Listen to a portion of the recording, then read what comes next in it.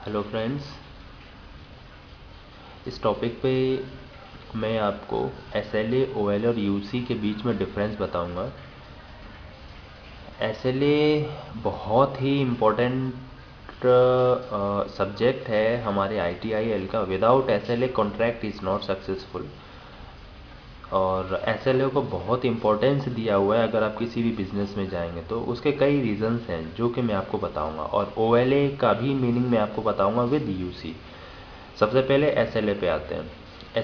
SLA means service level agreement.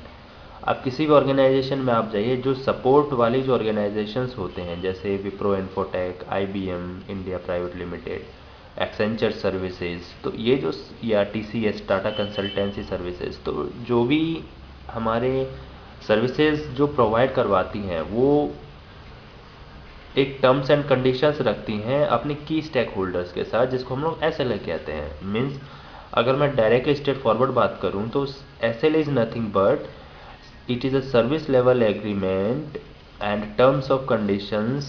It is done by both parties, that is party 1 and party 2। और SLA में ये defined होता है कि कौन सी सर्विस हमें कितने टाइम में अपने कस्टमर्स को देनी है। जैसे सपोज कोई अगर हाई सेवरिटी वाली कोई कोई इशू चल रहा है, या फिर कोई अगर सेवरिटी 2 इशू चल रहा है, तो उसके अकॉर्डिंग हम एक टाइम डिफाइन करते हैं कि हाँ, ये सर्विसेज अगर सेवरिटी 1 है तो it should be up in particular defined time, और likewise severity 2 also, likewise severity 3 and likewise severity 4। तो ये हो गया हमारा SLA का।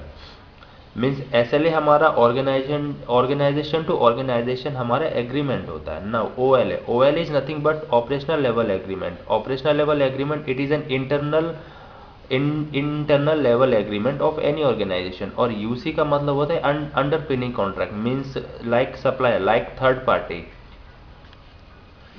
पार्टी कॉन्ट्रैक्ट्स पे हम लोग जो सप्लायर, जो हम लोग सर्विसेज लेते हैं, दैट कम्स अंडर UC। तो दोस्तों, इस वीडियो में सिर्फ इतना ही। अगले टॉपिक्स में मैं आपको कुछ इंपॉर्टेंट टर्मिनोलॉजीज बताऊंगा, जैसे रिस्पॉन्स टाइम क्या है, FCR क्या है, और RFC क्या है, कैब क्या है, ई कैब क्या है। Thanks for watching friends.